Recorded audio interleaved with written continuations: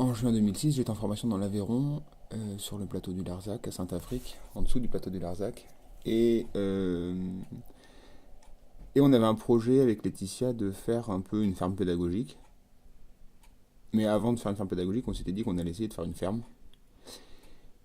qui marche, et puis après on ajouterait le côté pédagogique dessus. Et donc j'ai bossé chez un collègue à Saint-Nolf qui était en chèvre laitière. On revenait de voyage, il fallait que je trouve du boulot. Et donc j'ai rencontré ce gars-là et j'ai fait une saison chez lui où je faisais la traite des chèvres, la fromagerie et un petit peu de marché. Et c'est là que je me suis aperçu que c'était exactement ça que je voulais faire. Donc j'en ai parlé avec lui et il m'a dit, mais moi ça me branchait pas forcément trop les chèvres. Et moi ce qui m'intéresse c'est les brebis, qui ont marqué un peu toute mon enfance et un peu toute ma vie. Parce que j'ai grandi dans les Pyrénées pas mal en vacances. Et après, je suis allé en Mongolie, travailler avec des Mongols paysans, je suis allé en Australie. Et en fait, le mouton a jalonné un peu toute ma vie. Et donc, moi, ce qui m'intéressait, c'était le mouton. Sauf que, donc voilà, et on s'est dit, eh ben, pourquoi pas faire de la brebis laitière et faire du fromage. Euh, donc, je suis parti en formation à Saint-Afrique, dans l'Aveyron, pour faire une formation voilà, d'éleveur de brebis laitières en agriculture biologique et avec transformation fromagère. Donc retour en 2006, en juin 2006, à la fin de l'année. Et là, parallèlement à ça, ici dans le Morbihan, Laetitia elle avait retrouvé des vieux copains à elle et qui faisaient partie du MRJC, donc le mouvement rural de la jeunesse chrétienne, et qui essayaient de monter un projet de dynamique de territoire pour aider les gens à créer leur activité en milieu rural.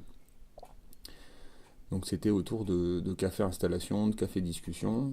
On s'est retrouvé assez vite à une bonne douzaine de personnes. Donc pas, j'allais dire de tous horizons, mais de tous horizons géographiques un peu. Pas mal de Bretons, moi je suis de La Rochelle. Donc ça c'était vraiment les débuts de la marmite. Le nom était déjà trouvé et c'était juste un collectif, un peu un groupe qui permettait à des gens de se rencontrer, de discuter, d'expliquer où est-ce qu'ils en étaient, à quoi ils se confrontaient, c'était quoi les freins, c'était quoi les problèmes, euh, et notamment dans le parcours de l'installation agricole. On cherchait tous du foncier, en fait, on avait de la terre pour s'installer. Personne n'était vraiment issu du monde agricole, on n'avait pas vraiment de parents agriculteurs. Moi, je signe les campagnes avec mon projet de brebis laitière avec transformation fromagère.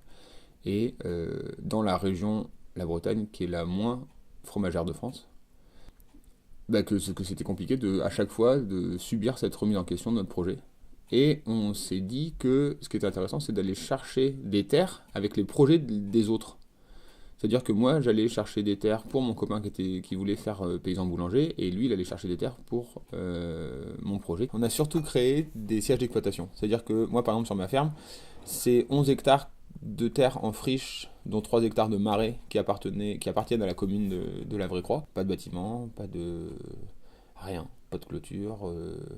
C'est d'abord préinstallé on a trouvé un troupeau dans le Finistère, qu'on a ramené à l'occasion d'une marche, qui a été la marche pour l'installation en octobre-novembre 2006, qui a été un projet aussi hyper fédérateur pour la marmite parce qu'on s'est retrouvé à plein à ramener les brebis à pied de Saint-Cadou dans les Monts d'Arrée vers Sulniac ici. Et là, avec la marmite, on a fait un des premiers chantiers de démontage-remontage de bâtiments agricoles qui s'est avéré être une longue lignée parce qu'on en est à, je pense, à 7 ou 8 bâtiments qu'on démonte, qu'on transporte, qu'on remonte. Et donc ils font des installations à pas cher avec des grands bâtiments pour pas grand chose quoi. Donc moi mon bâtiment il faisait 600 mètres carrés et on l'a démonté à une trentaine sur quasiment 3-4 mois. Démonté, transporté, remonté et tout ça avec les copains du début de la marmite. Et depuis on a installé la brasserie de Gouenolé en bière à Saint-Gravé comme ça, en démontant les ateliers Père Dodu à Malensac. On a installé la boulangerie de Florian et Julie à Molac en démontant un bâtiment qui était à Plumelec.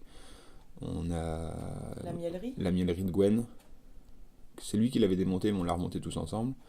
À la Ronce, il y a un bâtiment qu'on a démonté dans le 44, qu'on a remonté. Enfin voilà, c'était c'est un petit peu notre marque de fabrique, ça, démontage et remontage de bâtiments, chantier collectif. Et c'est ça voilà, qui crée une grosse dynamique et une grosse entente, quoi. Allez, file là. Là, là, là, là, là, là, là, là, là.